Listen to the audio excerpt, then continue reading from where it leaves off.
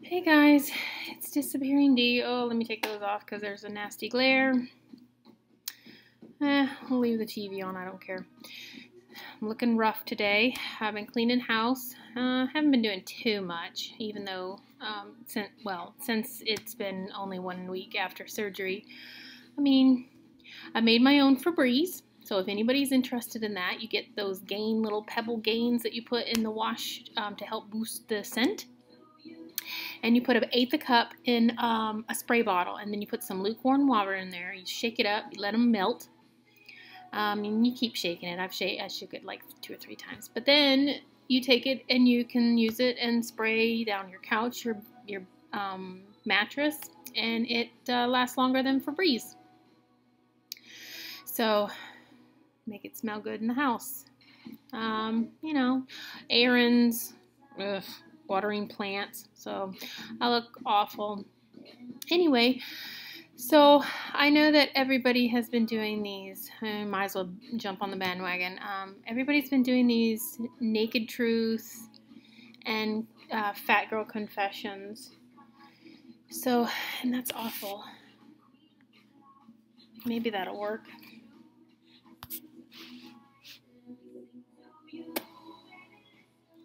It's kind of off. Oh well. Anyway, so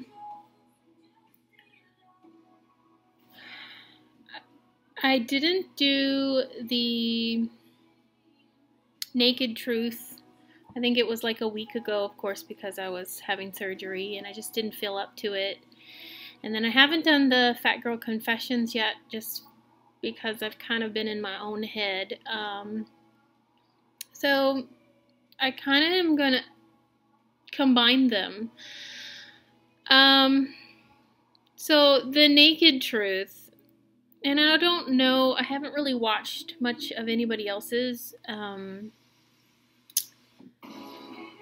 to see like what people are talking about the naked truth, but I guess the naked truth is, and it kind of ties into, my fat girl confessions, is that when I was a child, up until I was about 10, I was molested by family members. I have 5 siblings. I have 2 sisters and I have 3 brothers. My sisters were also molested, as well as my brothers. So we were in poor situations. When I was 6, I was removed from my mother and my father's care, and my father actually went to prison for neglect and, lo and behold, molestation, and for other things. Now, my mother he went to prison, and I think he just recently got out in 2016. But, of course, there's no contact. I haven't had contact with him since I was 6. So, go figure, 30 years. My mother went to prison as well, but she got out. She's mentally handicapped. So, go figure, someone not standing up for us. So what I can remember from up to 6 years old is that we didn't have running water, we didn't have electricity, and we barely had any clothing. We lived in a trailer that the windows were boarded up. The toilet was, I think we went outside. I'm not sure. I don't remember. The bathtub was lowered into the floorboard and then it was covered, so we didn't take baths. I don't remember wearing shoes. I don't even remember wearing clothing, but then again, I was 6, so I kind of blocked a lot of that out. What food we did get occasionally, I think I can agree with Brit Brat that if we had it, we ate it. I can remember graham crackers, but I don't remember anything going with it. And then I can also remember,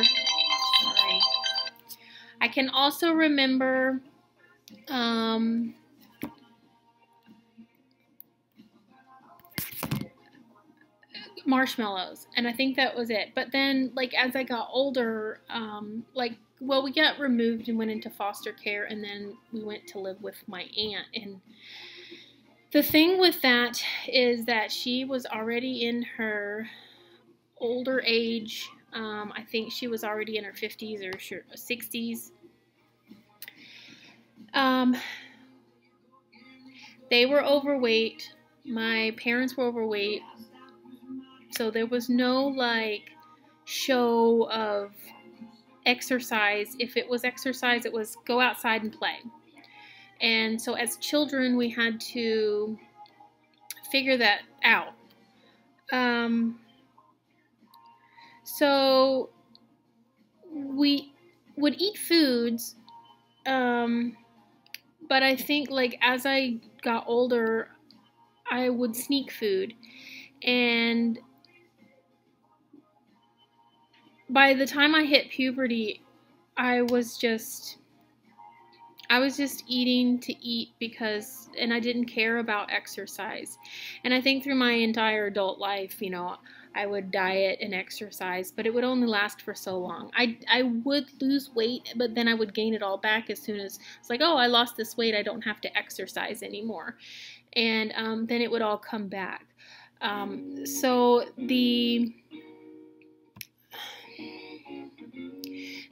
not that it is a crutch to eat, but I would eat when I was bored. I'd eat when I was stressed out.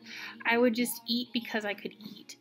The biggest part about it was that I felt, you know, because I hit puberty, I got boobs, I was tall, and then I started gaining weight. And it didn't help, you know, little boys are horrible. They are mean when you're in school and you're bigger than them. So they would call you names, you know. So for me, they would call me Thunder Thighs. You know, that's very traumatic in a 13, 14-year-old girl's head. You know, body image, that's when you're developing your body image. And by then you're like, you know what? Apparently I'm fat. I don't look good. I have huge thighs, according to boys. They don't like what I look like. So what's the point? So then it was just eating, and I would hide eating. And by the time I got to college, I would just hoard food into my room, and as much as I could get in there, and then I would eat it. I wouldn't eat it all at the same time or a ton of stuff at once, but it would be like, you know, snack cakes and chips and ice cream and whatever I could get my hands on. And I still would not exercise. I mean, yeah, I would walk to class, or I would take the occasional health class. And I did play soccer in college, and I played baseball or softball, and I played basketball in high school. But in college, I only played for 1 year, and then I quit. And then I gained weight from them and just didn't do anything. I think the biggest things for me is Britt Brat went on it and said that she would order as if someone else was in the room. I would do the same thing. I would do it with Chinese food. I would go to, like, McDonald's and Burger King, Wendy's, all the drive-up windows, and I would order more than I needed. And so I think too, like, even recently, it was before surgery, it was, oh, well, let's get Mexican, let's do this. And it was like every meal of the day, except for breakfast, because we would skip breakfast, but every meal of the day, we would eat something from somewhere. Cooking was rare, and even with the kids, it was rare. And so I'm turning a leaf, and I have cookbooks and recipes, and I am looking so forward to the puree stage, because then I have a bigger variety, and I can have those scrambled eggs and avocados and, you know, tuna fish and chili and just food instead of just liquid protein. And you miss it, you know, spend your entire life with this relationship of, oh, I have a test, or oh, I have this big day tomorrow. I need food. I need to eat this pizza. I need to emotionally eat. I had a bad day, or I'm stressed out, or somebody at work hurt my feelings, or somebody said something wrong, or why try when, I'm not worth it? And in all reality is, I am worth it. I'm worth it, and I have to see that. I can't let somebody else say, oh, you're worth so much. I have to believe it, and I have to believe in my self-image, and I have to look at myself, and I have to say, you're beautiful. There's tons and tons of different kinds of beauty, but you are beautiful on the inside and out. And I struggle to this day with my emotions and a lot of other things. But what I can do is I can go to Walmart and walk in and smell the food and be like, oh my God, that smells so good, but not be hungry. My boyfriend cooks his bacon and whatever he's been cooking for him to eat, and it smells good, but I'm not hungry, and I don't get that like sudden urge like, oh my God, I need that right now. I have caught myself opening the refrigerator and looking, and then I say, what am I doing? I don't need anything. And it's just a habit. I open the pantry and I look at it and I'm like, I don't need anything. So it's a mindset where I'm walking into the kitchen and I'm like looking for something, and it's either out of boredom because I've been at home and I haven't had anything to do. Normally I've been on the go since I was 12. I've had a job since I was 12. And I know like a lot of people are like, oh, you can't work till you're 12. Guess what? When I lived with my aunt, yes. And summer camp, we had to work. We washed dishes at a summer camp.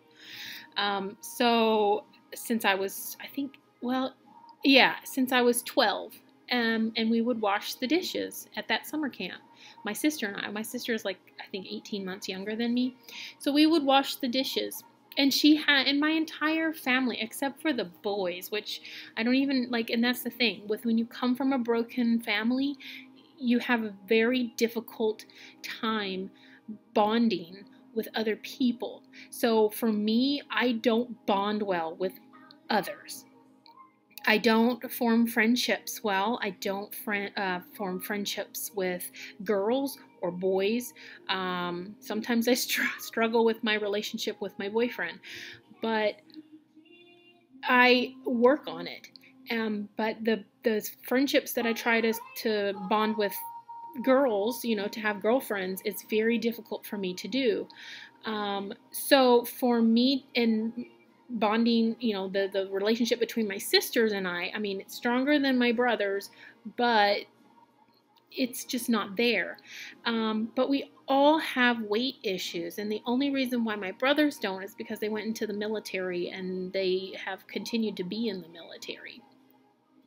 So they have that active personality, that active drive where they can be, healthier. My older sister has a weight problem, and so does my younger sister. My entire family does. I have a very slow metabolism. I could eat the most healthy things on the planet and exercise and still would have struggle a lot to lose weight. So the surgery has helped. But for me, I have to recognize what I do and how I do it. So those are the things that are my naked truth and my confessions. So thanks for listening. If any of it helps you, I'm glad. So, and sorry that it's so rushed. I had a lot to say in a little amount of time. So I'll talk to you guys later.